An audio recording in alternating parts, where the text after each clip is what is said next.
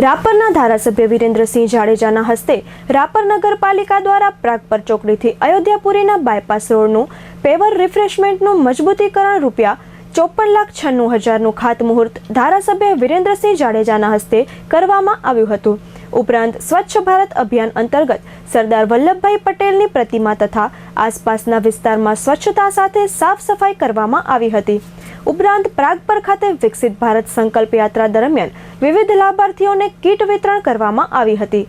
ઉપરાંત સુપ્રસિદ્ધ યાત્રાધામ રવેચી માતાજીના મંદિર ખાતે સ્વચ્છ ભારત અભિયાન અંતર્ગત સફાઈ ઝુંબેશ હાથ ધરવામાં આવી હતી।